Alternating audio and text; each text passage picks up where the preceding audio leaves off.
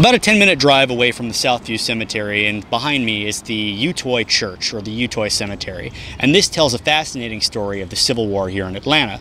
And it tells the story about the siege of Atlanta and Sherman's march to the sea. Sherman came down from Tennessee and started moving into Atlanta, which at the time was guarded by General John Bell Hood of the Confederate States Army. However, around this time, and even throughout the Civil War, Georgia was mainly used for resources, and their Confederate military contribution was always rather small. So when Sherman's troops came in, you found it guarded by more or less irregulars. You had Georgia militiamen rather than regular Confederate States Army. So this place, and the church specifically, was used as a hospital for the Confederates, and a lot of men died here.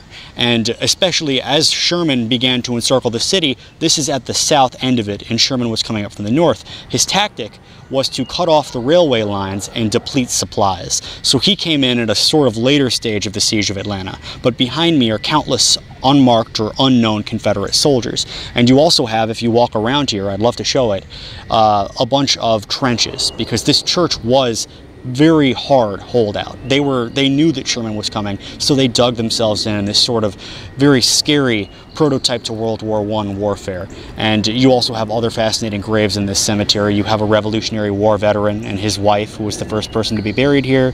You have the first doctor in Atlanta. You have Confederate doctors and a lot of other Confederate veterans. You even have a War of 1812 veteran, which I think is a pretty interesting slice of life from early Atlanta.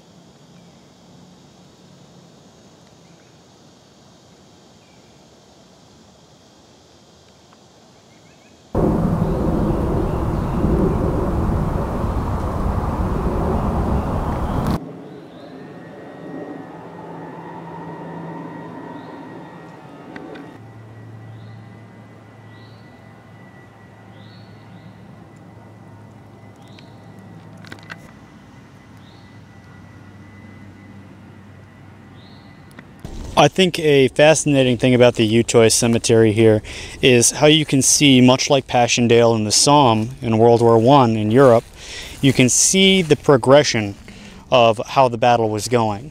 So if we come through here, this grave right here is an unknown Confederate veteran. And then there are several graves back here that are kind of scattered around haphazardly, all unknown Confederate veterans. And then as we approach this end of the cemetery, especially looking from the front, there is an order and a structure to this, but these are all unknown Confederate veterans as well. So it looked like they almost believed, or were hoping, that reinforcements would come or that the battle would go their way. And there is actually a trench directly ahead of these graves right here.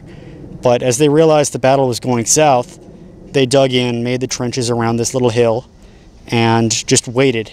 And when things really did go south, they finally had their plots prepared, and they gave them decent structured plots right towards over here near where the trench was, right adjacent to the hospital.